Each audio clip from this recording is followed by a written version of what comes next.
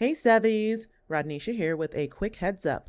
As you likely saw, in today's Between Floors episode, Callie and I will be breaking down the Severance pilot script. Some things to note. We originally recorded this episode with the intention of releasing it during our season 1 episodes between In Perpetuity and the UUR. Hey, better late than never, huh? This is all to say that a lot of our analysis that you will hear in this episode was based on the knowledge that we had way back when. So before you go running to the comments section of our socials, just keep that in mind. We know.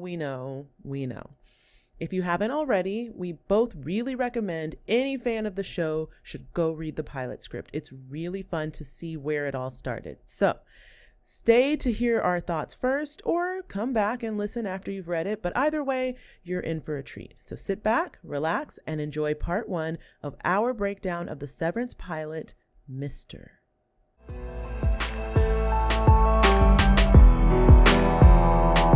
Hello, everybody. Welcome back to the UUR A Severance podcast. I am your severed librarian, Rodnesha Green. I look like a very Okay. And I am Captain Thomas. who's just looking like a normal person. I mean, the desk, so I could be part of the 4, maybe. That's true. I figured, there's got to be an archivist, which is what Mark thinks he is, but he's not. There's got to be an archivist or somebody who has the history of Lumen Enterprises, and, much like the janitor. Ooh, which, when we get to it, we're definitely going to talk about in the script. I'm getting ahead of myself, guys. So sorry. Today we have a special episode in store for everybody. So as you know, if you've been listening with us, we've been doing an episode by episode recap of season 1. And we're assuming that if you are listening to those recaps, then you must be a super fan of the show, much like we are. Or you're just really curious to hear the perspective of 2 Black women who are super into this somewhat sci-fi, somewhat mystery, somewhat work commentary based show.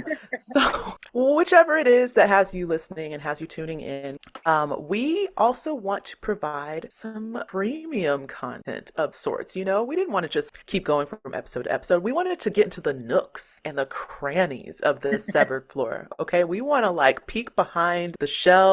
We want to get up into the closet spaces. Point being, we are bringing you an extra show today where we decided to do a little bit more of a deep dive into the world of Lumen. So here's how this started. When I started watching the show, I got super into it, and I'm an actor, just FYI, to those listening. And I was like, there's got to be a pilot script. I want to read that pilot script, man. So I went and found it, read it, was blown away by the script and kind of how it compares and contrasts with the show. So then I go to Callie and I'm like, Callie, we got to talk about the script. We got first. You got to read the script because it's wild. It's wild, right? And then we got to talk about it. So we figured rather than just discuss it amongst ourselves, why not share the conversation with you guys? So that's what we are doing today. So episode 4 of the UUR is going to be about the pilot script. We are going to see where things align, where things wildly differ, and everything in between. So let's go ahead and jump into our summary. Callie, can you kick us off with that summary? Okay, so since you guys, I'm assuming, have not read the script, here you go. So much like the pilot episode that we did watch, the script starts off with an unconscious body on the table, but this time it's a man's body and he's naked. So instead of our initial protagonist being Helly, this time it's Mark Scout. So Mark has a very similar awakening to what we saw with Helly. He's disoriented, he's angry, he's confused, he's trying to figure out what's going on. Except this time, after he gets through the initial questions, he's escorted to a room to meet with Harmony Cobell and Frank Milchek. So we're introduced to them way earlier. And at this point, he's still naked, by the way. Yeah. In the script, he's naked for quite some time. They don't give this man pants for quite a while. Right. And so in this version, there's more mystery, there's more dodging surrounding the severance procedure, and Mark is not about it. Before he's given clothes, he makes another break for it. This happens repeatedly until Cobell allows him to leave the premises, as that will be the only way he learns, right? So then Mark finds himself back out on the work campus, fully dressed and still uninformed of what he's doing there. It's here he meets Helly, a lively 19-year-old who apparently has the longest tenure on his team. So different. Right. And he inevitably meets the rest of his team, still Dylan and Irving. And he's given his first introduction to the mysterious and important work they do. And then, while in the throes of panic, he's given a map that allows him to further explore the hidden entities and aspects of this brave new world, aka the severed floor, and hopefully finally understand how he got here and why. Y'all, it's so different. So different. So let's get into it. So this pilot was written by Dan Erickson, the creator of the show. We're not exactly sure if there was anyone else attached to this early on in the process. We know things kind of like started to get a jump start once Ben Stiller was attached to the project. Correct. So seems like there's been probably many different iterations between this script that we have and then what we actually saw. Yeah, I wish there was more to find. I was really trying to scope out like, okay, what was the process and who got pulled in at what point? And, was there somebody that like the person was writing with them in mind for them to take the role, or if it was just very general? I couldn't find anything of that sort. And I think it was just the writer was pitching it to a few places, a few networks, and they connected him with Ben Stiller. Ben Stiller was like fully on board when he read this pilot. So I don't know if this was the exact pilot he read or another version. I'm willing to bet it was probably this one. And this is the pilot that got him on board and basically got this ball rolling. So when we go through this and you guys hear everything that's going on, just think this is what got the show off the ground. It's kind of crazy. So let's get into scene by scene. So the beauty about this, you guys, is that we have a script that we can follow. Yes. We don't have to go off of our dumb memories of like what happened in the show. Right. Our thoughts are far more organized for this.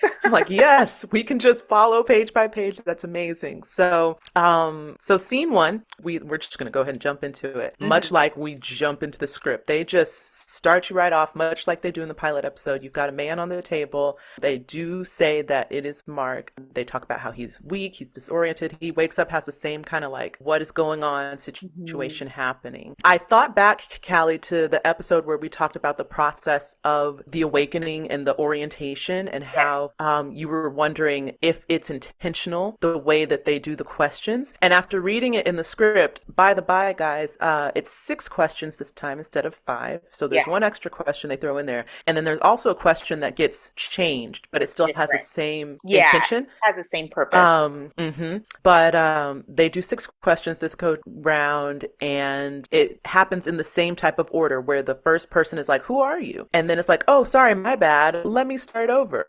And they kind of do like a little bit of a welcome and then go back to the who are you. So I'm starting to think that you're right about the fact that it might be written into the manual to be in a disoriented manner. Disorienting. Yeah, right. Because, I mentioned in the pilot we saw, it seems like Mark is set up, like he's set up to do it incorrectly. But this one is just straight up written weirdly like that. Like, I think Milchek is doing the interviewing here. And it's just like, oh, wait, I'm sorry, I forgot. And it's like, wait, right. Why does it need to be this way? Exactly. And I'm going to presume now the Milchek in this version is a little bit different from the Milchek in the version that we get. And they'll go on to describe him in a couple of pages, but I'm going to presume that he's following a manual just like Mark was in the pilot. And it has to be that they put that question first, and then they're like, oh, by the by, you got to tell them this. And then they're disoriented. The person in the room is disoriented. Everyone's just confused. I don't know why this is the methodology they choose to orient people into this world. It's weird. It makes zero sense to me. I don't know. It just makes me think of like, if you're a fraternity or sorority person, don't be mad at me. But it makes me think of like the reason why hazing is a thing. Like it's psychological. It's meant to break you down so that you have more allegiance to the group after you survive it. Because if you don't, then there's all this like cognitive dissonance you have to fight with. Like, I went through all of this. And there doesn't seem to be a reason. So you make the reason. Well, the reason is that it made me a stronger person and it built me up to be here. And there's a lot of it's a whole like method to the madness. So that's all I could think is that this kind of parallels that. Like, if it's too easy for them, maybe they'll be more likely to want to leave. That's a good point. I never thought about that. But yeah, fraternities and sororities operate very similarly, as do, I'm sure, cults. Frats and sorors, not to liken them to cults, but again, there's some similarity. I get where you're coming from in terms of like building that camaraderie within the group organization, what have you, and kind of defaulting to your leadership and whatever they say. I wonder if it's also a way to make the orienteur appear more human in that, oops, I made a mistake. See, yeah. I'm a person like you. That's true. I didn't think about that. Anyway, these are just thoughts to ponder, guys. So yeah, the other thing that's a little bit different, but not quite, is the degree to which Mark is mad.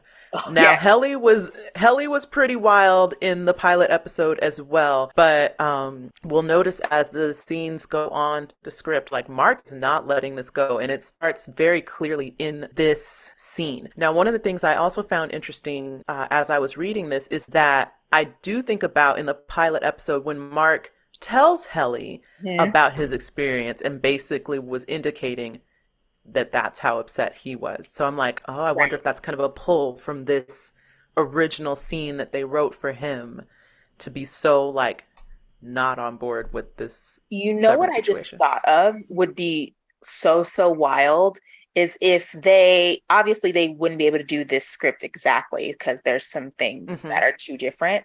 But if they like went back to this and made this like a flashback episode, because like you said, Mark does mention to Helly as like a point to like commiserate with her. Like, I went through the same thing. Oh, I was pissed too. Like, it very much, this made me think of that. I agree. Listen, I am all for a Mark flashback. What was the other one we wanted? There was another one we mentioned.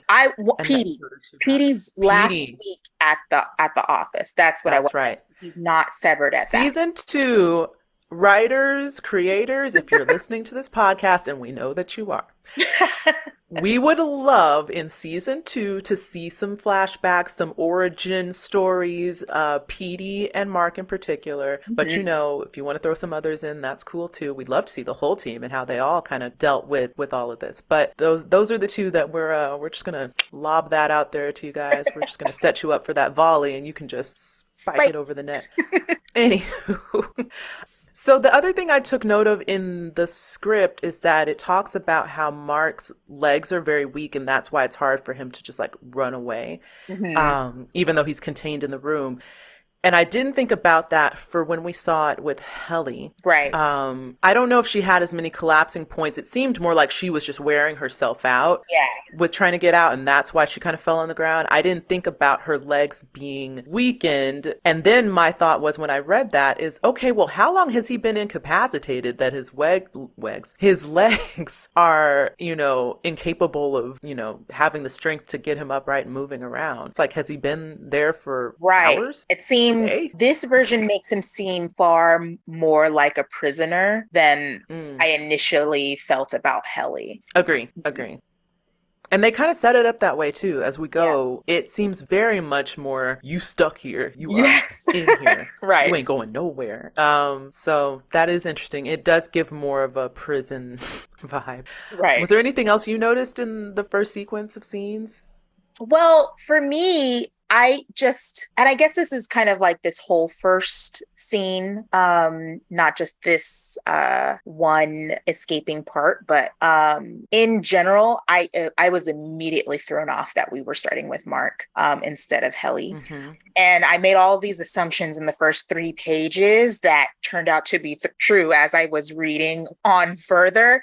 And my thought initially was, we're not going to learn as much from from this pilot script as we actually learn in the pilot episode, because my assumption is, and this is what happened, it does still follow Mark, right? Right. So Mark as the newbie instead of as the senior person, we're kind of only getting the newbie experience.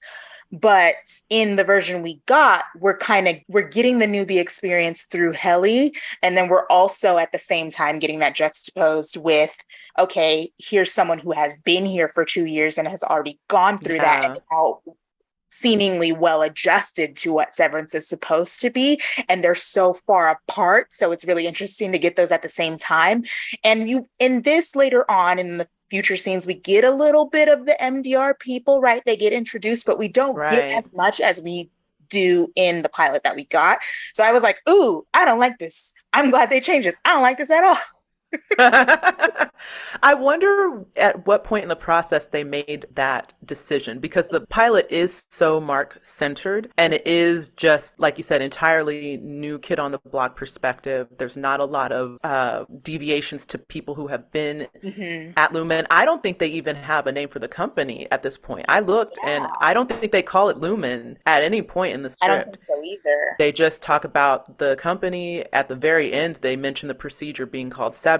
And so, yeah, there's not a lot of world building that's taken place just yet. And I do like that they went this direction, like you said, to kind of give an opposing viewpoint. Someone who's been there, someone who's not been there, or just arriving, and kind of filling out the world that way by giving you perspective from all the different people. Right. So that was definitely a positive change. And while I don't think we learn as much, like you said, as we do in the pilot, I do think there are things, and obviously we'll get to them, that we do learn that I'm like, will this factor it shed some light on some things. Yeah. But before we get that deep into it, another thing that I think you and I both agreed on was the character descriptions. Yeah. Versus the characters that we end up actually getting. Wow. Yep. Very, very some the same, some very different. The first thing that stood out to me was, which is so silly, but also, again, just kind of interesting, is Milchick's name is changed. It's Frank in the script. In the episode, we learned that it's Seth. Right.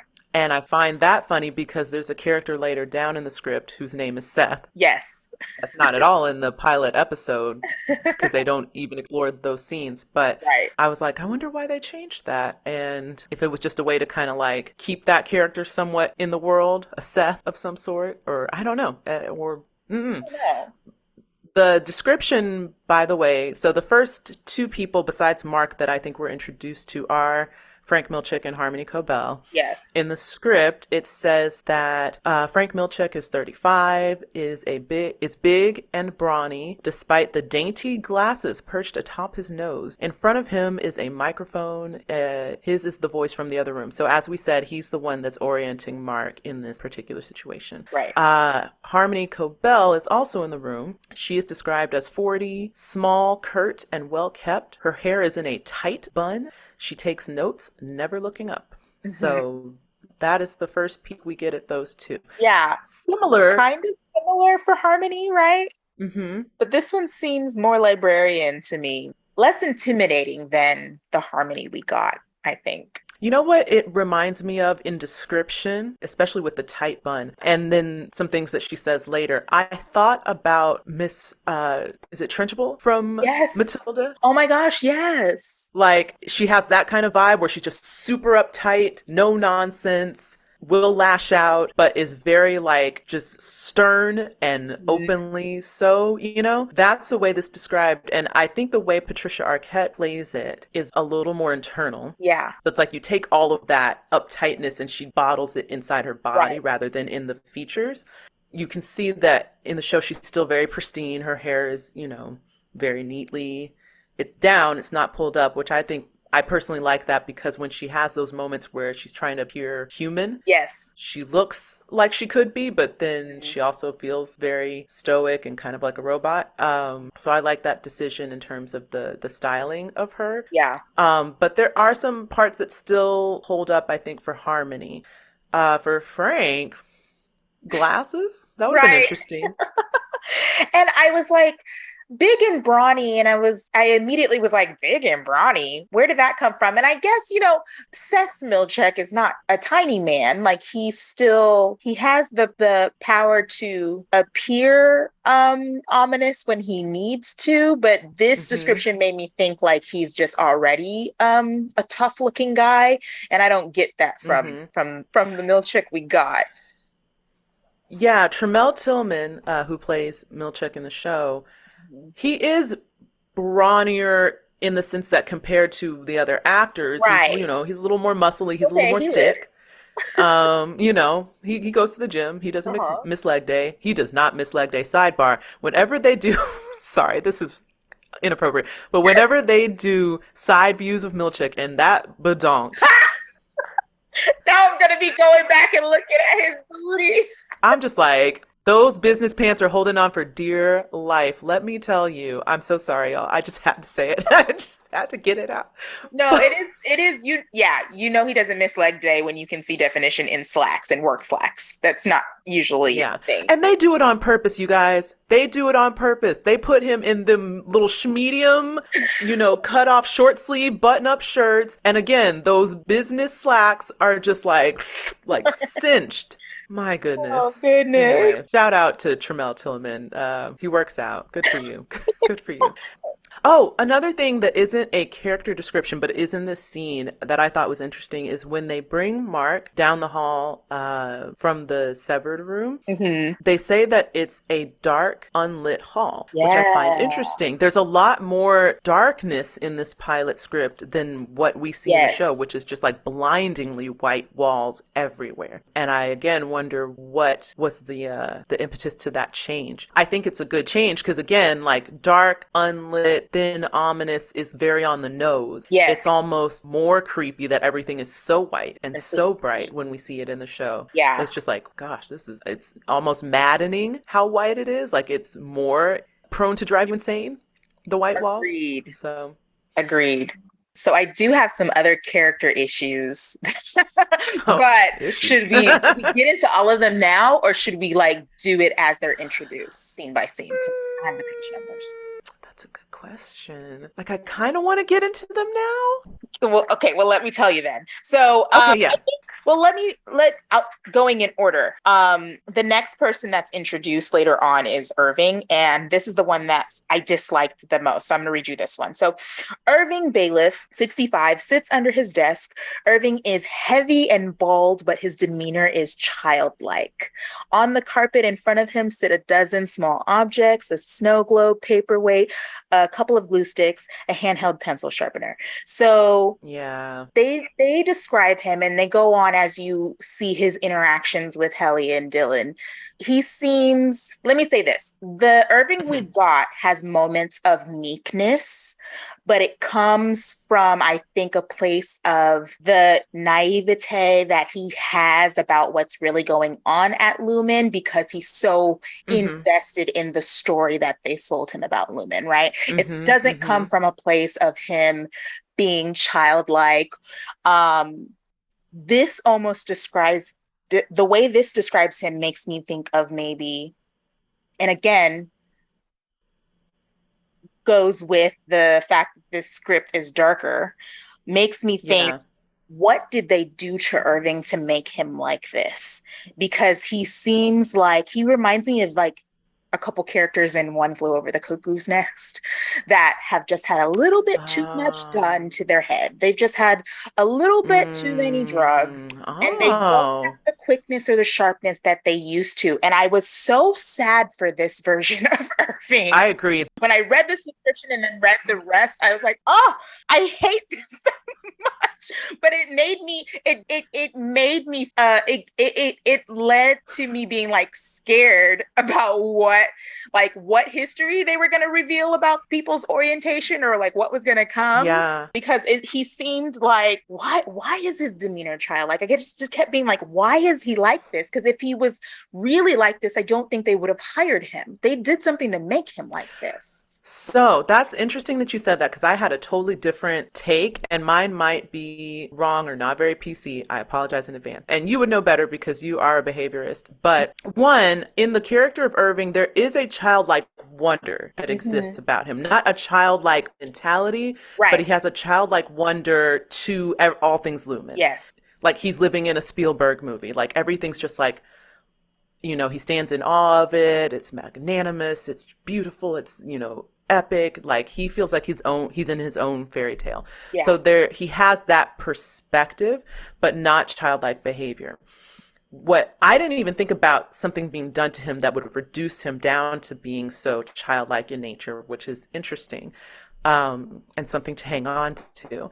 I was wondering if, because they talk later about Irving being very good at the number or what the symbols or whatever they call it in this one. By the by, it's not numbers this time, guys. We'll get to it. But him being very good at his job and very good at the aspects of the work, but not necessarily the social. Yeah. And I was like, was Irving maybe on the spectrum? Right. In his exterior world, and they just saw someone who could be a good employee and very impressionable if severed. Yeah. And maybe that's why the childlike thing is extra prominent because now they've taken away any external, you know, devices that would, you know, let him orient like an adult person should. And now it's just like it's been messed with. So somewhat in the same way, but I didn't think of it being like a repeated thing or like maybe him being in the break room or whatever too many times. I just thought him doing the severed procedure took away any normal autonomy he would have in his external world and has just reduced him down to being a child, but also being able to do the job because he's just, you know, maybe high functioning or high on the spectrum in terms of, you know, whatever the work is that they do. Right. And it's interesting that you say that too. So it's like, it could just be the severance procedure itself, right? That like kind of undid something. So like maybe the things as neurodivergent adults have to learn how to mask and blend in. Right. Maybe all of that is stripped away by the severance procedure. Yeah, that's wild. I do think when you're talking about the numbers and stuff, I do think maybe they adjusted him because as we get more and more characters on the spectrum, this feels a little on the nose. It feels a little bit like, okay, we've seen this one savant character. Not every person on the spectrum is like this. So maybe that's why they changed it. And that's what made me think maybe that's why they changed it, because it is very, you know, hat on a hat. We've seen this. We've been down this road. Yeah. So, but that was the first thing that came to mind when I read it. I was like, huh. Yeah. I wonder if that was the initial thought with this character, and maybe they were like, guys, we don't have to default to this. It's pretty tropey.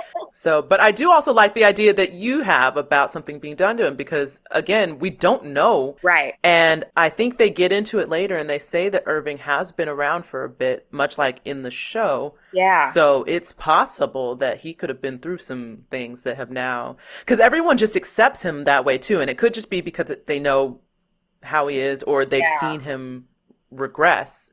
And they're just like, this is just how we have to take him now. I don't know. But I will say, and I didn't put this together until just now, that when we do some future episode podcasts, we'll get into it. But the Irving that we got, his Audi does have some savant-like characteristics. And we'll get into that more, but I didn't think of his Audi that way until just now. And now I'm going to be watching that episode when we get down to that episode, rewatching it. I didn't want to say it.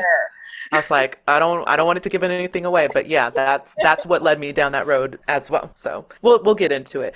Oh, did you have anything else within this section? Or do we want to keep doing character stuffs? We were about to move into the next scene where they're going to introduce more people. Okay, yeah. So let's go into the next scene. Yeah. Oh, by the way, the first set of scenes end with Mark in the office with Cobell. They're trying to give him the lowdown, kind of like they did with Helly. Only at this point, he's like, I'm taking my naked butt and I'm getting out of Dodge. So he books it out of the office as quick as he can. Milchick in this scene is very like, oh, my bad. Oh, I messed up again. Oh, shoot. Like, he has a very Ned Flanders-ness about He him where he's like, does. oh, darn it. Harmony, I did it again. And Harmony's like, well, yeah, you did. You're an idiot. So. Well, that much is saying about his character, right? Because he is very chipper, like Ned Flanders in the actual version we get to. Right. He's very chipper, but also he seems like he's new on he seems like he's the Mark in this situation where he's just getting into his job and like, oh shoot, farts, I messed up. And he seems very unsure of himself compared to the Milchick we get in the show. Right. Very lacking in confidence, very like seeking approval, which is an interesting turn.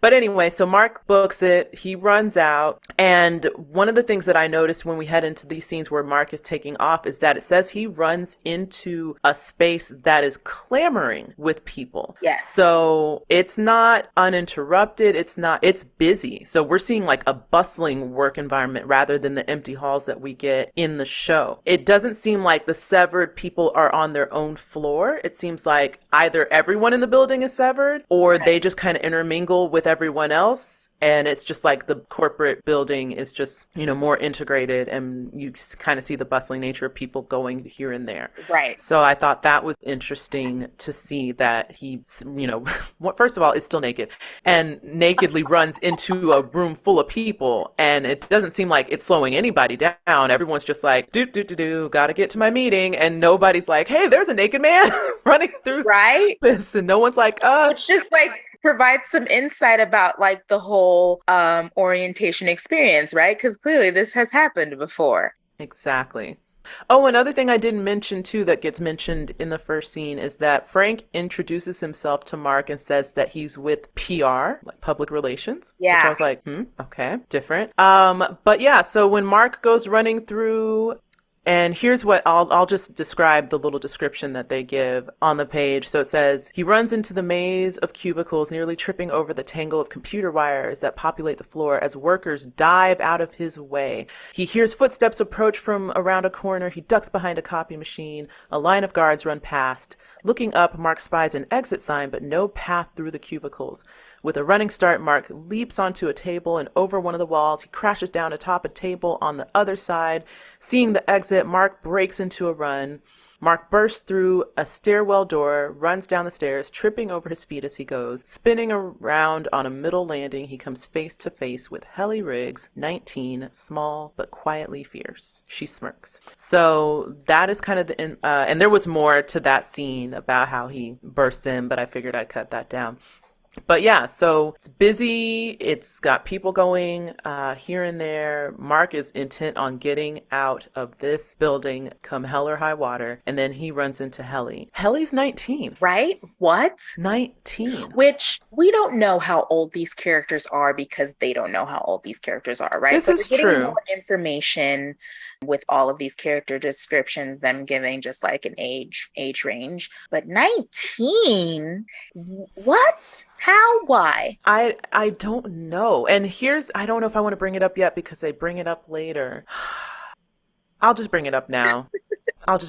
So in another scene, Helly is talking about how long she's worked there, and they say she's worked there for 3 years. That means she started working there when she was 16. Right. So what, she had a work permit to get severed? What? I guess. What? Like, I know you can have a job at 16. How hard I tried to get a job at 16? Yeah. So I tried for so long to get a part-time job when I was 16, and you have to have a work permit. So every time I would apply somewhere and then they'd see my age, which they wouldn't know until they looked at the paper because I was super profesh, okay? And they'd be like, oh, you have to be 18. And I'm like, oh, but if you sign off for work study, then I don't have to be, and I can come during my 7th period, whatever. And they're like, well, you need to have experience. And it was a whole like catch-22, like I can't get experience until someone signs a work permit, and nobody wanted to sign a work permit until I had some experience. And I'm like, so you just have to do like illegal child labor to get some experience. So is Helly was she forced into this at 16? Like, what? I have questions because not only from a right to work or ability to work stance, but also if we're going back to the show, the severance procedure, there's not a lot we know about it as of yet in the show for the episodes we've covered, but we do know that so far it's been relegated to just this corporation for employees, and we're presuming all of them are adult employees who can consent to a procedure. Now we're talking about age of consent to a medical procedure, not just Right. able to work, but being able to work under To an irreversible medical procedure. So I'm like, she can't make that decision by herself. So then did her parents just walk her in and be like, this girl needs a job. Go ahead and switch her brain or whatever. Bless her brain. So that makes me wonder too, like what parents would allow their 16-year-old, unless she is like, what do you call it? Where you divorce your parents. What's it called? Oh no, I just lost the word. Oh no, it's the tip of the tongue. The tip of the tongue, the tip. Well, if it comes to you. But yeah, that term where you can divorce your parents, unless she's in that circumstance where she can make those decisions of her own accord without parental consent. Otherwise, she's a teenager that would need parents to sign off on this procedure. And I'm just like, what parents would do that? Right. Are they broke? Are they like, we need money and this pays well? And yeah. Are they poor? The only other theory I have will give away too much about future episodes, so I'm going to hold it. Yeah. But it's wild. the whole her age, I was like, what? I circled it on my script. Like, what? Why is she only 19? And I found that to be an interesting choice from the writer because it must be a way to indicate something, because that's very young. What young person would elect to have that kind of procedure done to themselves and go to work at a corporate job at 16? That's the other thing.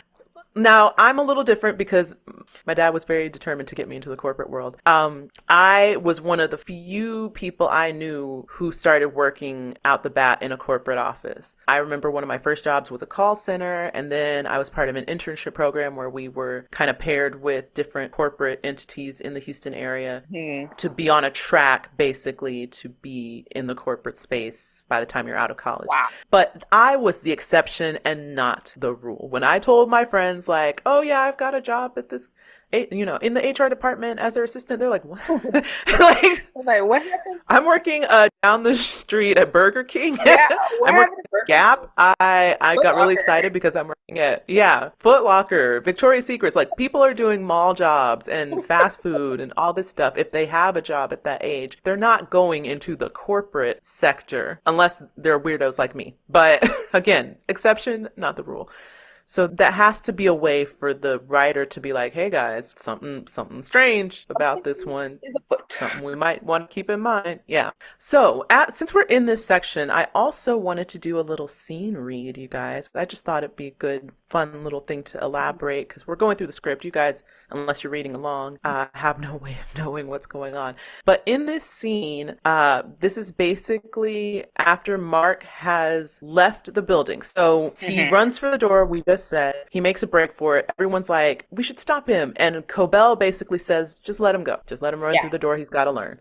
And so he gets out the building. He gets past security, gets out the building. Next thing you know, right back in. So I figured we'd read this scene to you guys. We were part of a play reading group. And so we have some exceptional skills when it comes to scene reads. So Callie, if it helps, I figured I'll take the stage direction narrative notes. Okay. And then would you like to be Mark or Cobell? Well, there's like a lot of people on these pages that you've outlined here. Starting at the bottom of 9 through 11. Bottom of 9. Okay. Yeah. Cobell, Mark. Okay. From interior lobby day. Okay. And we'll go from there to the end. Okay, sure. I'll be Cobell. Fine. Sure. Wonderful. I'll be Mark. Okay, guys, enjoy this staged reading of the second scene, third scene. I don't know what it is. Anyway, here we go. Inside the lobby during the day, the light is suddenly different, indicating late afternoon. The room is far less busy. Mark steps into the door he just ran out of. He's dressed in a simple black suit and tie. He looks to his left. The mustache guard sits in a folding chair holding an ice pack over his eye and glaring at Mark. How you feeling? Mark whips around to see Cobell standing next to him. She smiles. How am I? Relax.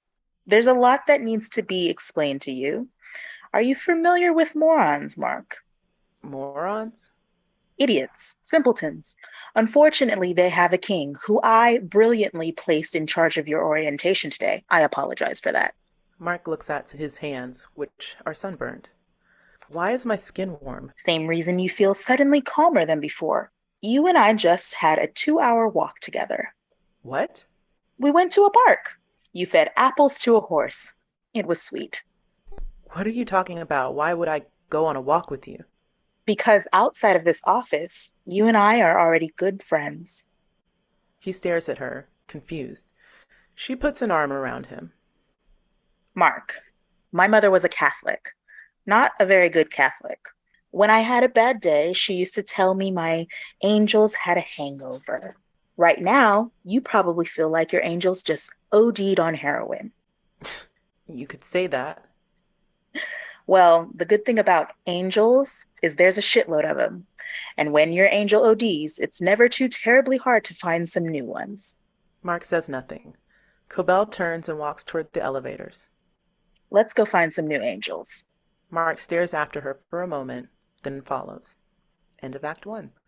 So, hope you guys enjoyed that. But the reason I wanted to read that scene is because it basically details how Mark has tried to leave. He's come back. We now see that he's got clothes on. He's got a sunburn. He's just like, time has been lost. And we're seeing him experience that weird thing that we've seen in the show where someone can go out of the severed floor, come back in, and no time has passed. But obviously things are different. They're dressed different. It's a new day. But they don't realize that. The other thing I thought was interesting is that in this scene, Harmony tells Mark that outside of the office, they are very good friends. Mm. What? Mm-hmm. So as I'm reading the script, I'm just like, good friends? What the what? Now I've got questions. I'm like, did Harmony refer Mark to come work for her? And why? And how do they know each other? And what is this friendship? And I'm just like confused. Right.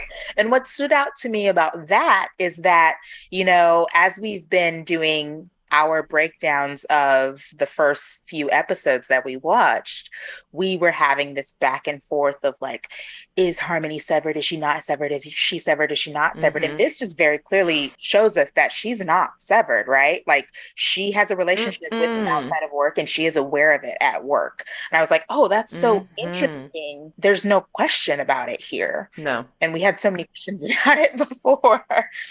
Right. They make it very clear in this script, like, nah, she is puppet mastering this whole thing. She knows and has awareness on both sides of the coin, no question about it. So yeah, we get that right off the bat here, which is, again, very telling. So we've gotten to the end of the first act in this script. We're heading into the second act, and this is where we meet the team that Mark works for. Oh, I did have something to say about that other one. I don't know if we're looking at the same notes or not. Which one? The previous scene? About the other scene that we're still on.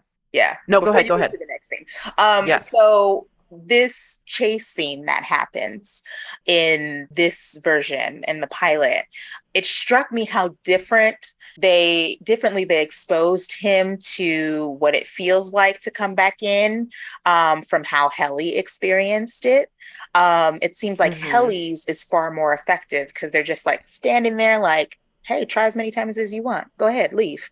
Until she like exhausts herself and realizes, wait, I can't leave, or this version of me can't leave, whatever is happening, versus he gets so far in this one. And also has to do with like you mentioned earlier, we don't know if it's just the floor that's severed or if it's the whole building, but like there's like massive amounts of guards chasing him and it's a whole big thing. Yeah, there's security everywhere.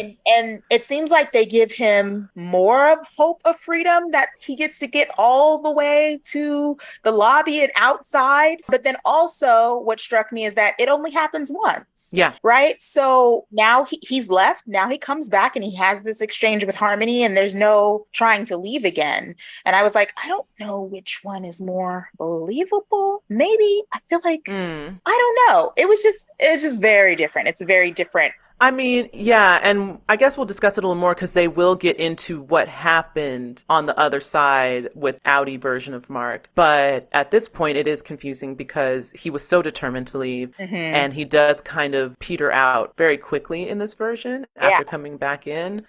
So I don't know what is more effective. I do think it probably was a better choice the way they went in the actual show, just because it seemed more like a guided thing and more of an expected thing. Like, we know you're going to try to run. This seems like what would happen when you're fairly early in the Severance team building process, where it's like people are having different reactions. We haven't quite figured out how to corral people. It seems like they're still like, okay, we have security, but when do we let people leave and when do we catch them and what do we do with them? So it seems more of we're still trying to figure out how best to navigate these new orientees versus in the show, it's like they've got it down to a science. Yeah. We know you're going to try to get out the door. We know you're going to want to go out the hall. Here's the hall where you got to go out. I can't watch you. Oh, you're coming back in. You're going back out. You're coming back in. We've got someone on the other side to talk to you there because we know you're going to have questions. So it seems very much more regimented at that point. Right. So that is a good note. But yeah, so we're heading into Act 2. At this point, this is where we're meeting the team. Kind of like we do in the pilot, we do have an introductory point where the new person, at this point it's Mark versus Helly, is meeting everyone else on the team they're going to work on. I had to point out the name of their team and what I immediately noticed and had to look up, if you don't mind. It's a little bit of a deep dive. Yeah. So they call it the Culling team, Culling, and that's the name of their department. So it's not MDR, no macro data refinement, none of that. They are the Culling team. They have a similar function in that they're corralling and organizing these symbols instead of numbers, and this go round they are trying to get them to turn a color as opposed to the feelings things. So I mean, it's still kind of tied into that too, but we'll get into that when that scene comes. I saw that and I was like, Culling, the Culling team, what does that mean? Had to go to the dictionary and get definitions. And you guys, let me tell you something. I think that this is a hint that we can apply to the show about what MDR does and what their function is, and maybe get a sneak peek into what the overall objective is for this team. So I pulled 4 definitions from the word cull, and I'm kind of going from like least crazy to crazy. So the first one said to select from a group. Seems very simple, very innocuous. Okay. The next one said something rejected, especially as being inferior or worthless. So our job is to kick out the inferior. Okay. The next one said to hunt or kill individuals. Interesting. And then the last definition said to reduce or control the size of something, such as a herd, by removal, as by hunting or slaughter, or especially to the weak or sick individuals of a group. Yep. So like farmers do it to keep disease from spreading amongst their herds. It's like calculated genocide. Yeah. Yeah, I thought the same thing. I was like, Culling, that gives us information about what they're doing than microdata refinement. What? When I read it, I was like, and the reason I had to go look it up is because I know I've heard the word before, but I more was thinking of it as like herding or like segmenting or something. I knew it had something to do with like separating out something from something else, but I was like, let me get some exact definitions just so I know exactly what we're talking about. And when I read all these, I was just like, right? Again, a much more dark version than the version we got this pilot script. Right. But here's the thing. At this point in the story, the first 3 episodes, we still don't know what MDR does. Everyone keeps trying to figure out what the numbers are, why the numbers make you feel certain things. We kind of theorized about it in the last episode about like how it ties to the perpetuity wing and the 9 core values and all this stuff. This definitely makes it pretty cut and dry. Like, your job is basically like, we're doing some type of either population control, or we're doing some type of, like, again, segmenting of society by determining what is inferior and what is superior. And we're weeding to some degree. Yeah. So again, I don't really know how that factors in or to what it applies. If it's to everyone, if it's just to people in the corporation, if it's to, certain segments of the population, if it's even people at all, if it's some other thing, or I don't know, if it's parts of the brain, I don't know. Ooh, I like that one. Ooh, yeah. But it is clear that we are definitely trying to nullify certain things and hold on to other things. And I guess time and episodes will tell what that's actually pointing to. But I just was like, ooh, this is a big moment. Like, right. Very, very big. Yeah. So in this same little sequence, we get some little back and forth conversation between Helly and Dylan that I thought was very revealing. And I think you mentioned some of the same notes. So before Mark is introduced to them, Dylan is like expressing that he thinks it's too soon for someone to bring in to replace Petey. So this is the first time we're hearing about Petey. We know, okay, Petey is also someone who has just left the team, right? And Helly's just like, well, we need 4 people to do our job. We need a 4th person. And Dylan's like, well, maybe you shouldn't have. And Helly cuts him off and is like, well, Petey got exactly what he deserved. So first thing that stood out to me, because I was like, yeah, what did Helly do to Petey? Did Helly turn him in and get him fired? Or did Petey still do something on his own accord, but Helly was aware of it and tried to stop him? Like, sounded very much like, well, whatever, he asked for this. So like he determined his fate kind of thing. And then she says, well, they've been training this guy for months, so it would have happened. So I immediately was like, months? Orientation is months in this world? Like, they've been training him for months before introducing him to the team? Hold on to that thought, because when we get further down in the script, I'm like, I want to come back to that. I highlighted it because I'm just like, yes. Wait a second. Something contradictory is happening. So yeah, I did make note of that as well. And I was like, for months. And I thought the same thing. Like, what is the process in this universe, pilot script universe, versus what we see in the show? Because it clearly is not months. Unless, my other thought was, unless the training is like with the Audi, getting them familiar with what the severance stuff is going to be before they actually have the procedure. And then that part is just jumped into immediately. But maybe they're getting all sorts of knowledge about like what their quote work will be, or how to prepare for severance, or getting yourself ready to be severed. I don't know. Yeah, I don't know. Because in this world, they also talk about how their training is in them. They know what to do. Yes. And they just have to let their bodies do the work. Yes. So it seems like there's a lot of pre-prep of like, okay, here's the work you're going to be doing, but in a very vague, nebulous kind of way. Right. That like it'll become kind of a rote thing for their bodies to carry out once they're severed. Yeah, like you've learned it, maybe like you said, maybe they've been trained before they're severed, and then it's just like muscle memory, just like they still know how to walk after they're severed. They know how to do the job. I don't know. But yeah, so all that conversation, by the by, is happening between Dylan and Helly off sides or off screen. And this is all happening while Irving is having his childlike moment, playing on the ground with some like erasers and glue sticks and staplers and stuff. Yeah. And this is all stuff that's just, we're hearing in the background. The other part of this conversation that I thought was crazy is they're talking about how Helly saw Mark, and Dylan is like fixated on the fact that Mark was naked, and he's like, well, you saw his penis? And she's like, yeah. And he's like, man, here they go bringing some big dude in here. And she's like, I never said that. Like, it's like, you got to see his nice penis.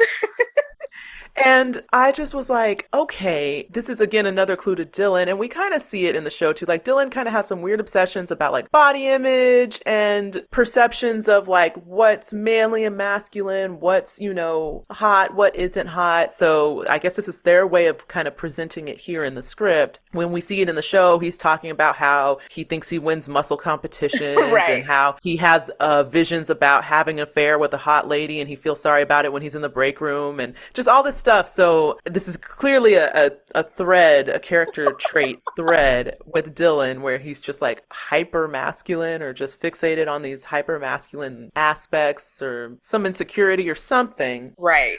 So I just thought that was a funny exchange.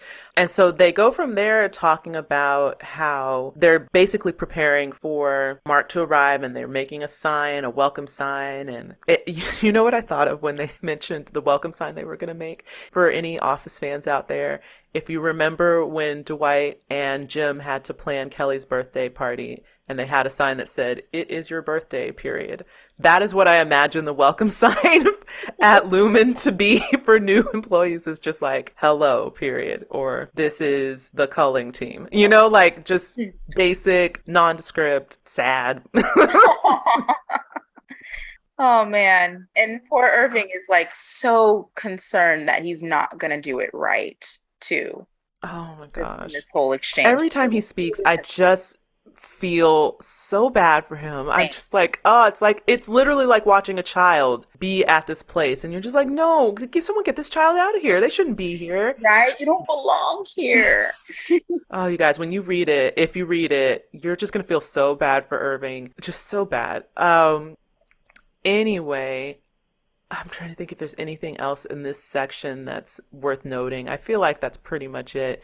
So from there, we're bringing back to Mark, and this is where Mark is brought into the culling office. Mm-hmm.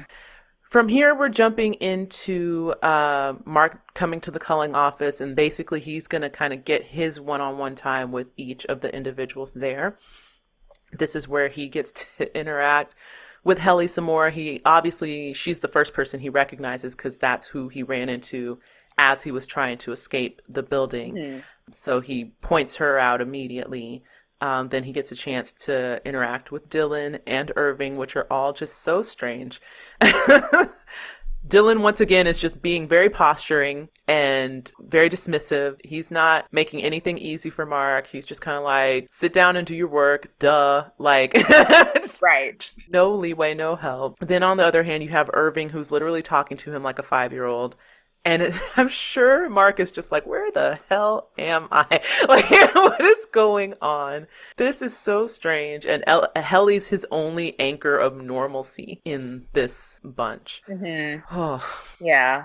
And Dylan kind of gets frustrated with him the same way he gets frustrated with Helly. And that he's like, Helly's asking all these questions in the show. And he's just like, I've already told you a million times. I can't explain it to you. You'll just know when you know. And so it's kind of the same thing where he's telling Mark, like, look, you've already been trained. It'll come to you. Just like, stop fighting it. And then eventually Mark is like, oh, the numbers, the things. In this version, like the different lines change colors. It's not like it's like he's like, oh, I'm turning them blue. I'm turning them blue. So it just like starts working as he gets a little more relaxed, I guess. But Dylan's just like, new person, you're wasting my time. Right? I gotta get these character sketches. I gotta get these finger traps. You are messing with my percentage points. It's interesting, too, because Mark has his moment with the symbols a lot sooner than Helly has her moment with the numbers. Yeah. Now, granted, that might be because this is a pilot script and it's like, we got to get all the pivotal things into this script so you get where this is going. But it is interesting to see it happen so quickly for Mark. Mm-hmm. And I'm glad once they had the show, they were like, let's take our time with getting to the numbers and the feelings. I did. And again, I wonder why they changed it. So in this script, like we mentioned earlier, they don't do numbers. They do symbols. Yeah. We don't see what the symbols are, what they look like. We don't know if they're shapes or just weird squiggles or wingdings or what.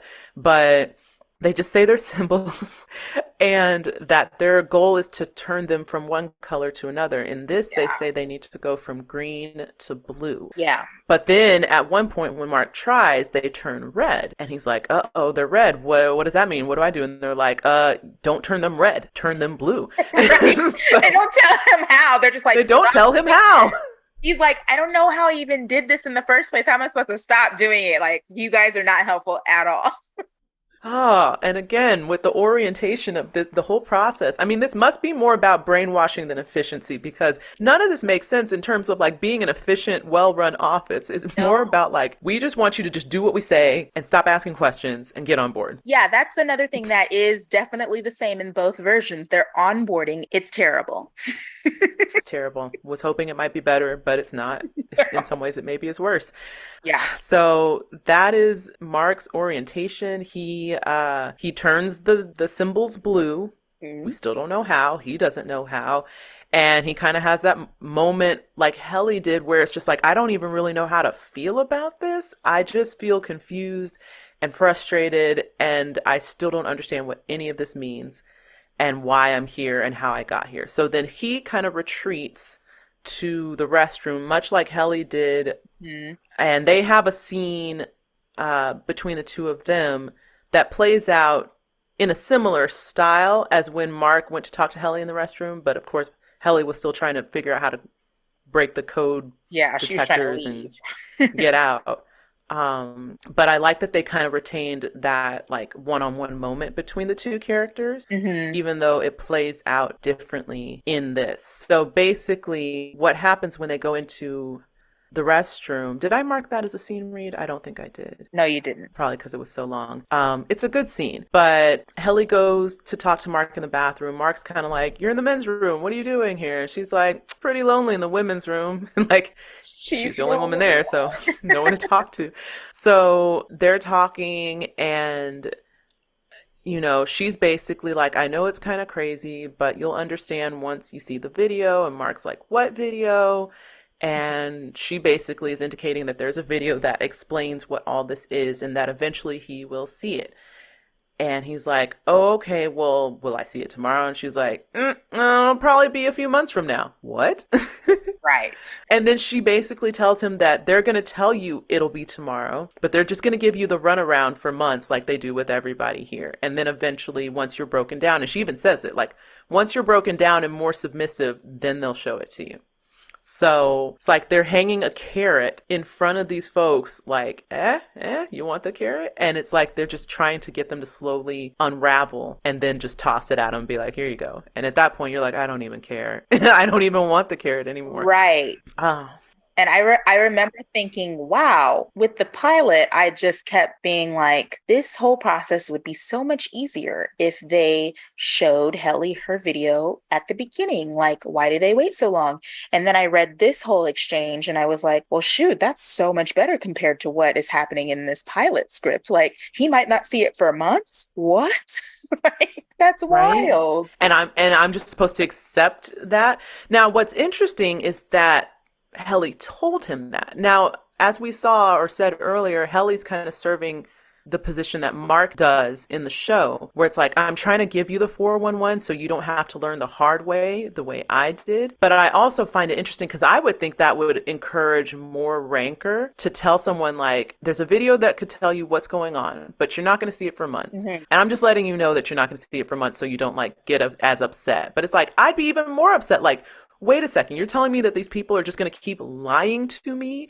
Yeah. And no matter what I do, I'm not going to get to see this video that now I know exists and it's just going to loom out in the ether?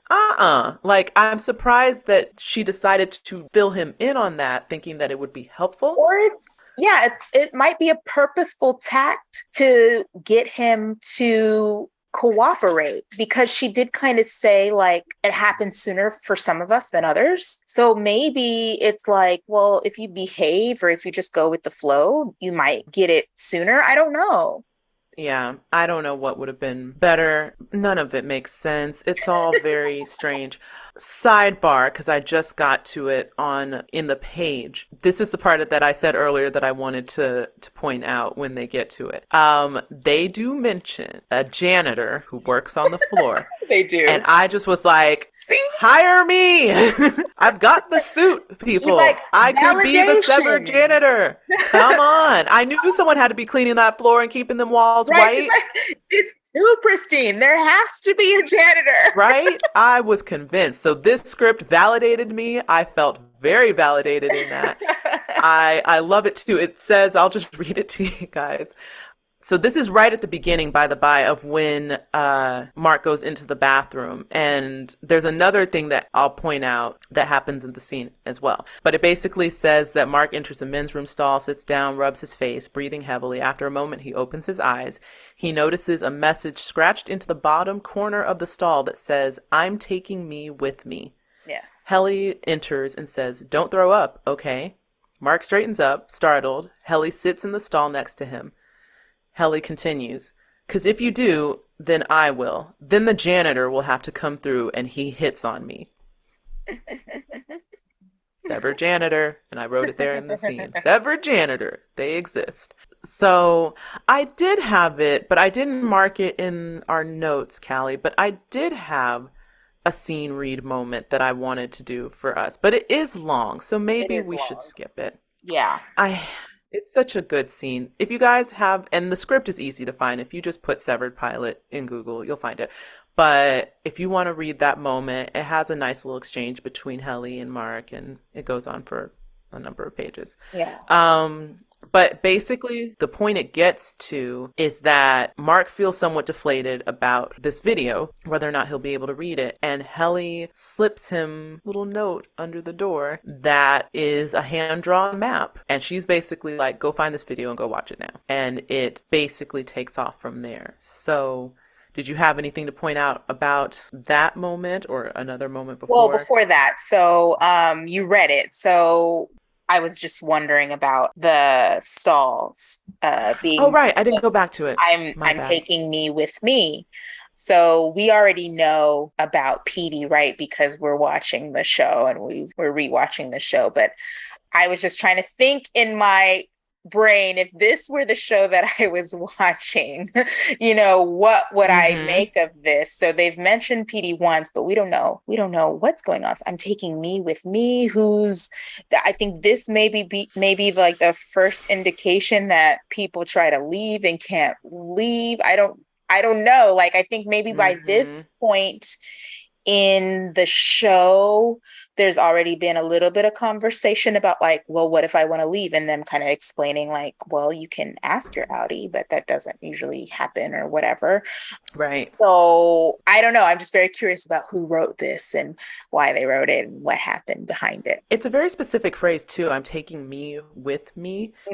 And it's almost like the acknowledgement of two different people. Yes. Like, it doesn't say like, I'm getting out of here no matter what, or I'm gone, you can't stop me, or anything like that. I'm taking me with me, meaning there must be some kind of threat to leaving.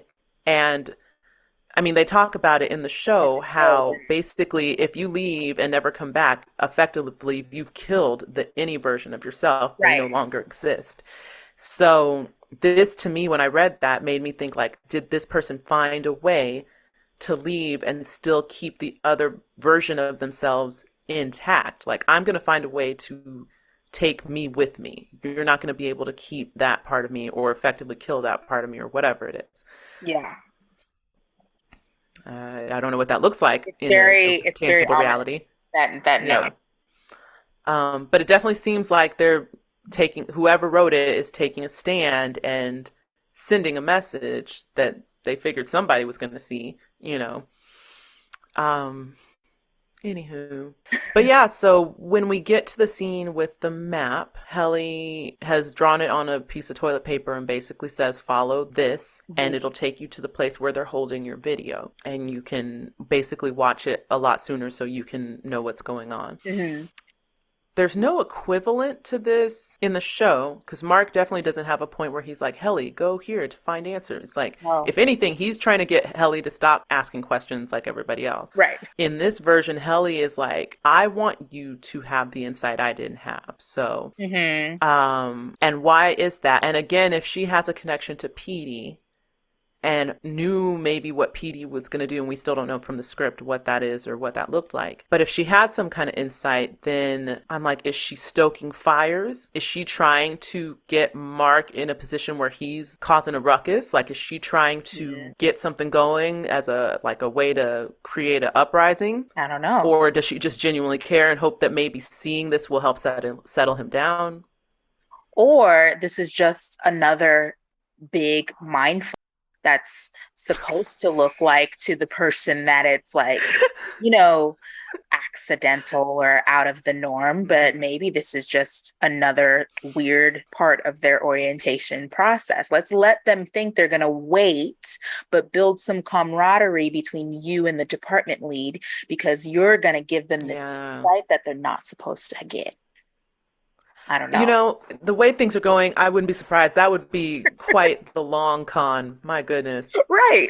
At this point, I'm like, you guys are just better throwing these people in a hole and letting them sit for days like they're in solitary until they just lose the will to live, and then they'll come work for you. Like, you might as well do that. Right. Versus all these mind games. These mental gymnastics are too much to coordinate. But yeah, so Mark takes the paper and essentially is like, let me get to getting. So this gets very questy very quickly. Yes. Mark is going into the unknown depths of this office space. And he follows the map. It takes him to a storage closet. The closet is like very weirdly laid out. Shelves are just kind of stacked on top of each other. Nothing really looks like a normal closet would. But then you see that there's a level that's blockaded off that you can't just like walk right up to. Yeah. It's like a hidden passageway. It's like a hidden way. And so when he looks up, he sees like, oh, there's another hidden level that I could climb up and get to, and must be through there. So what's interesting is as he's figuring that out, we go back to the culling office. Milchek is there looking for Mark. This was the thing I wanted to point out that I found interesting. In this universe, in this script universe, they actually tell the innies their last names. Yes. You know, as we know in the show, everyone is Mark S, Helly R, Irv B, whatever. No one knows their last name. It seems like it's a way to kind of nullify your identity, keep you just like, you're a worker, you don't need to know, just more ways to keep you from knowing who you really are. Yeah. In this version, not only do they use last names, but then they also address each other as like Mr. and Miss.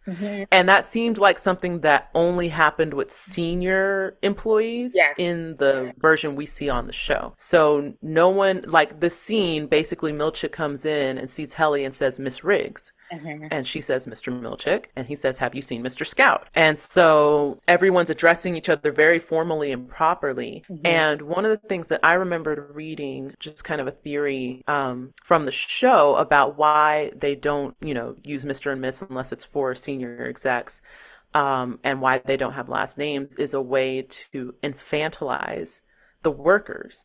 And so they pointed out how not only do they not have last names or like any type of formal identifiers, but all of their names, if they can be, are usually abbreviated to more childlike versions. Yeah. So Helly is clearly a shortened version of a longer name, maybe Helen or Helena or Helena. I don't know. What other Helsinki? I don't know. But basically, like, Helly is a shortened version. They don't call Irv Irving. They call him Irv. Yeah.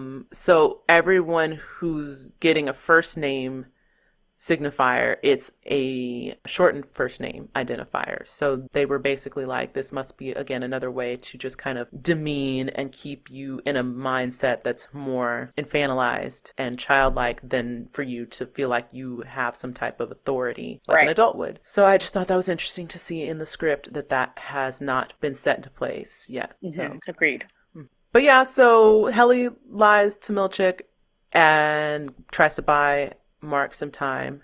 Milchek is still upset about not giving him pants, which honestly you should be. How do you let a man get so many steps ahead and not say, hey, not even drawers, no socks, nothing? You just let this man walk butt naked around the office. I just want to read that line as he goes, I forgot to offer him pants at the orientation today. Bungled the whole thing like a ninny. Yeah. That... I laughed so hard at that. I did too. Like a ninny. I did too. Bungled like a ninny. I wish I could see Tremel Tillman deliver that line on the show. Right. I would die laughing. I can only imagine how he would deliver it. Yeah, because again, it is like he's very much Ned Flandersy, like you mentioned Mm-hmm. earlier, but it's like the script version is when Ned Flanders is like self-deprecating, and the show version is when he's Yeah. like happy-go-lucky. We don't see that like Yeah. self-deprecating part in the show. Idly ho, yeah. Exactly. Oh, they should do a Simpsons parody of Severance. They've got all the characters there. That would be so funny. Mm. So we go back to the closet. We see Mel. What am I saying? We see Mark. Mark. He's clearly sweating himself to death trying to figure out how to get up these shelves and through to this passageway. Yeah. He finally gets somewhat up the shelves and is climbing up. At this point, though, it's clear that he's running out of time. He's panicking. He's trying to get through. He's worried someone's going to be pursuing him or noticing he's gone. He finally gets up into this passageway, and I'm going to read the scene directions for what's going on here because it's wild. Mm-hmm. So enjoy this little moment as well. So it says, inside the upper hallway, evening. Mark opens the thin door, gasping for breath. This hall is all black. What little light there is seeps out from behind massive closed doors. Distant whispers echo from hidden rooms. Mark shuts the supply closet and starts cautiously down the hall. As he moves, he hears the sound of heavy footsteps approaching. Panicking, he spies a door ajar and ducks through it. Inside the cubicle room, Mark scoots into the room, his back against the wall. He shuts his eyes, terrified, as the heavy footsteps pass by the outside. They slowly disappear down the hall. Mark opens his eyes. The concrete room is empty, except for a large cubicle. Unlike the ones downstairs, it is a perfect cube, complete with a roof on top. There are no apparent openings. Mark gets up and moves toward the cubicle. A woman's voice off-screen says, "Is someone out there?" Mark's breath stops, but he keeps moving. The woman continues, "You can't keep me in here. They'll come looking for me." Mark stops inches from the cubicle. He notices an inch-wide gap between the frame and the fabric of one of the walls. He leans in to examine it. Suddenly, a horrible, bloodshot eye peers out. "I want to see my baby!" Panicking, Mark turns and flees the room. Mm-hmm. Y'all, what the crap? So what is going we on? got theories about this woman, right? Like, right? who is this woman? Why is she being kept in the dark room? She is asking about her baby. Her baby. Right? The assumption is she's severed because she's there. So I immediately thought, is this connected to the episode 3 that we got, right? So let me take everyone back. Yeah, please do. In episode 3, we are introduced to Natalie, who is like the mouthpiece of the board, right? She leads the meetings with the board and Harmony, and she speaks for the board. We don't hear the board speak. She's what I would presume is the actual PR person. Yeah, I think she is actual PR person, because then on the outside, she is like the CNN, Fox News pundit. She debates about severance and how ethical and reasonable it is, right? And so when we are introduced to her in episode 3, there is a news story that shows her debating with someone who is against severance. But the story that leads into it is that a pregnant person claims that she got pregnant on the severed floor, and she does not know how she got pregnant because she is severed, right? And then Natalie is all dismissive and is like, who is this woman? How do we even know she's telling the truth? Blah, blah, blah, blah, blah. Right? And, you know, as like Fox News pundits do. So I was like, is this? So I never thought about what the other side of this is, right? So I was thinking about like, how wild would it be if you got pregnant at work, but you have no memory of it, and then at home you're just like suddenly pregnant, right? What if you give birth at work because you are severed, and then they take your baby? you have memory of this baby. What happened to, where is her baby? Where is this woman's baby? Or you're pregnant up to a certain point at work and you give birth when you're not in severance mode and you never see that baby again because you're at work. Yes. What? That's why. I did not think about that, but when you said that, I was like, oh yeah, what? Are they snatching babies, or is it just that like person has a baby, you never get to see that baby because your work self will never get to experience outside life and you're not bringing your kid to work. Right. So they just don't ever get to see a baby. And then do those people go crazy? And when they go crazy, do they just like put them away in the walls? And right. Yeah. And so my other thought was going back to the mention that training is months long and kind of like hazing and the breaking down of people. I'm like, is this the first part of training? Is this like being down in a hole by yourself a part of their training? Like that would be terrible. Why is she there? That would be terrible. So I don't know. But I definitely feel like this is another reason why some version of this being a flashback episode would be really interesting because they do have a connection. I don't know if it was intentional or not, or if they just wanted to keep a little piece of this woman in the show and that's why it's mentioned in the news story. I don't know, but I was like, whoa, that's so specific. It's so interesting. And I thought that pregnant woman is 2 seconds of both of these scripts. And I thought about her so much. Right? What's happening to the pregnant women? What is happening to the severed pregnant women? Oh my goodness, that's a show in and of itself. And like, when she even says like, you can't keep me here, they'll come looking for me. I'm like, who is they? Who is she, an important person that someone would be looking for? Or is she just talking about her family? Because she didn't say my family will come looking for me or my husband. They'll come looking for me. Who? Yeah, that brings up other questions because if she is in any version of someone, she wouldn't know that she's anyone of importance, right? Nope. So maybe she's not someone who's severed. Or she's not in severance mode, or I don't know, maybe they found a way to like deactivate, like maybe those rooms don't have the severed chip things in them, so you know who you are in those spaces. I don't know. So many questions, you guys. This one little scene, so many questions. So many questions. Oh boy. Anywho, yeah, Mark just says, bye, and just keeps on moving past this lady. He's like, there's way too much going on. He's like, I can't even begin to start with you. I gotta figure myself out, and he just keeps it moving. So at this point in the script, Milchek and Cobell do realize that there's been a security breach. I guess something got tripped or triggered when Mark was going down that hall, or maybe when he ducked into the room. I don't know if there's security up on that floor and that's who was pursuing him. And then they set off an alarm that somebody was up there. But somehow Milchek and Cobell get alerted that there's been a security breach on the hidden floor and they got to go up there and figure it out. And they immediately put together like, uh-oh, Mark's missing. That's happening. Crap. So they take off, head down that hallway. And by the time they get there, Mark has made it to a room that says video archives. So he gets there, he's trying to get in, Cobell and Milchek show up, they're like, don't go in there, Mark, don't do it, and Mark's just like, screw you guys, gets inside, closes the door, finds a way to like barricade it so they can't get in, and he just starts rifling through these shelves of VCRs and videotapes, because again, old tech alert. Yeah. They are using videotapes to record everybody's everything.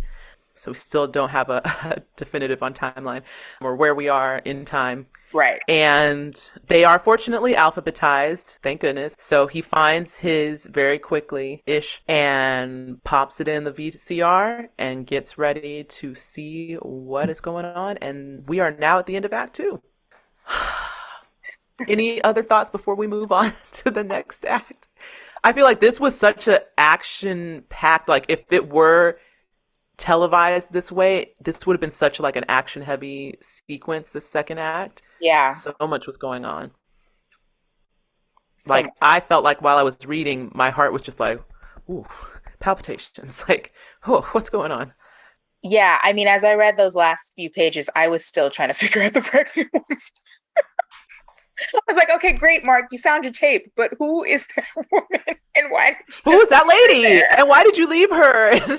Don't you want to ask? I feel like if it were me, I mean, granted, I get wanting to find your tape and all that stuff, but I would have been like, lady, who are you? How did you get here? Who put you here? Like, is there anything that you can tell me? I'm trying to figure out what's going on. I'm new. I don't know what any of this is. And Right. she might be able to fill you in more than the tape can. Very true. Very true. Because at this point, you have no clue at all what's on this tape. Mm-hmm. That's me at least. I would have been like, lady, why are your eyes bloodshot? You have a baby? How'd you get here? Who put you here? Do you know what's going on? Why can't I remember my life outside of this place? I would have been asking all the questions. I might have got caught too, but it's a risky take. Looks like we're out of time for today. But come back next week as we wrap up the exciting conclusion to this pilot script in part 2. Will we find out what's up with the lady in the wall? Will we get answers for why Helly is so dang young? Will Mark find yet another reason to run around naked? Who's to say? But if you have read the pilot script and you want to hit us up about what stood out to you, what you liked, maybe what you didn't like, or even some theories you've developed, you can find us at the UUR Pod on all of our socials, which include Instagram, TikTok, Lemonade, Blue Sky, or Threads. You can also email us at theuurpod@gmail.com. And we would also like to thank our patrons so much for helping to support our channel and develop this podcast team. If you are listening and would like to do the same, you can become a member at patreon.com/theuurpod. You'll go there and be able to find different membership tiers and accesses to bonus content, early releases, extended cuts for our video podcast, and more. Otherwise, you can always help build us up by making sure to rate, review, and subscribe wherever you get your podcast, if you haven't already. And if you have, we appreciate you. Thank you guys for joining us today, and for all that you do, we'll see you in part 2.